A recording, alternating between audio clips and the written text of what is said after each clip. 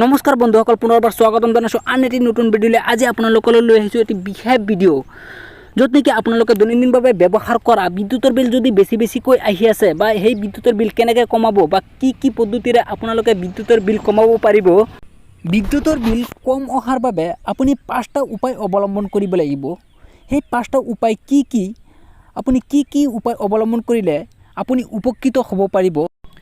এই ভিডিঅ'টোৰ জৰিয়তে আপোনালোকক সম্পূৰ্ণকৈ দেখুৱাই যাম। আপুনি ভিডিঅ'টো স্কিপ নকৰি শেষলৈ চাই থাকিব বন্ধুসকল। আৰু এটা ৰিকুৱেষ্ট, এতিয়ালৈকে যদি মোৰ চেনেলটো ছাবস্ক্ৰাইব কৰা নাই তেতিয়াহ'লে এনেধৰণৰ হেল্পফুল তথা প্ৰয়োজনীয় ভিডিঅ'বোৰ পাবলৈ মোৰ চেনেলটো ছাবস্ক্ৰাইব কৰি কাষত থকা বেল আইকনটো প্ৰেছ কৰি থ'ব। 1 নম্বৰ উপায় হৈছে পুৰণি বাল্ববোৰ LED-ৰে সলনি কৰক। অৰ্থাৎ আপুনি আপোনাৰ ঘৰত ব্যৱহাৰ কৰা, এতিয়া যদি ব্যৱহাৰ কৰিছে পুৰণি বাল্ববোৰ সলাই LED বাল্ব লগাই দিয়ক। পুৰণি বাল্ববোৰে আপোনাৰ যথেষ্ট বিদ্যুৎ খৰচ কৰে। যদি সেইবোৰ LED-ৰে সলনি কৰি দিয়ে তেন্তে আপোনাৰ বিদ্যুতৰ বিল কেৱল কমি যোৱাই নহয়, আলোকসজ্জাও দুগুণ হ'ব। যদি আমি সংখ্যাবোৰৰ কথা কওঁ তেন্তে 100 ৱাটৰ ফিলামেণ্ট বাল্ব এটাই 10 ঘণ্টাত 1 ইউনিট বিদ্যুৎ খৰচ কৰে।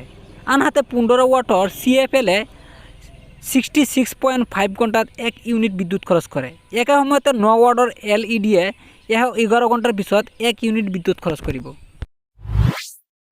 নম্বৰ 2, বৈদ্যুতিক সামগ্ৰী কিনাৰ সময়ত ৰেটিং মনত ৰাখিব। কাৰণ ইলেক্ট্ৰনিক সামগ্ৰী যেনে ফ্ৰিজ, এয়াৰ কণ্ডিশ্যনাৰ আদি ক্ৰয় কৰাৰ সময়ত ৰেটিঙৰ বিশেষ সাৱধানতা অৱলম্বন কৰিব লাগে।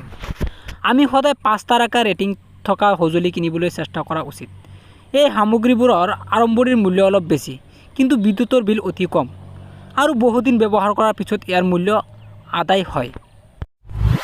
নম্বৰ 3, একাধিক গেজেটৰ বাবে পাৱাৰ ষ্ট্ৰিপ ব্যৱহাৰ কৰক। যদি আপোনাৰ ওচৰত বহুতো ইলেক্ট্ৰনিক্স বা সঁজুলি আছে যিবোৰৰ বাবে বৈদ্যুতিক আউটলেটৰ প্ৰয়োজন হয়, তেন্তে সেইবোৰ এটা পাৱাৰ ষ্ট্ৰিপত প্লাগ কৰক। যেতিয়া এই বস্তুবোৰ ব্যৱহাৰ কৰা নহয় তেতিয়া আপুনি সকলোবোৰ একেলগে বন্ধ কৰি দিব পাৰে যাতে ফেণ্টম শক্তিৰ ক্ষতি নহয়। নম্বৰ 4, কেৱল 24 ডিগ্ৰী উষ্ণতাত AC চলাওক। কাৰণ এয়াৰ কণ্ডিশ্যনাৰ এটা সদায় 24 ডিগ্ৰী উষ্ণতাত চলাব লাগে। এইটো এটা আদৰ্শ উষ্ণতা।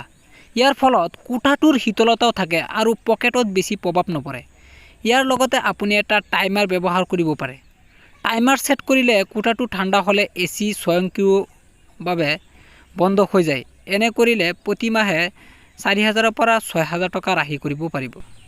নম্বৰ 5, কাম শেষ হ'লে সঁজুলিটো বন্ধ কৰিবলৈ নাপাহৰিব।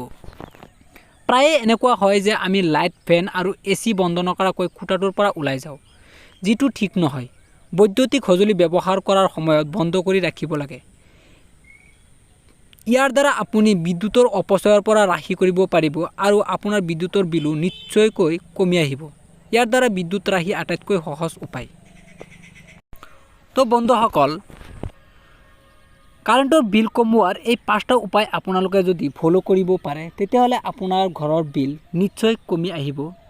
আৰু বন্ধুসকল, ভিডিঅ'টো কেনেকুৱা লাগিছে, যদি ভাল লাগিছে লাইক এটা কৰি শ্বেয়াৰ কৰি দিব।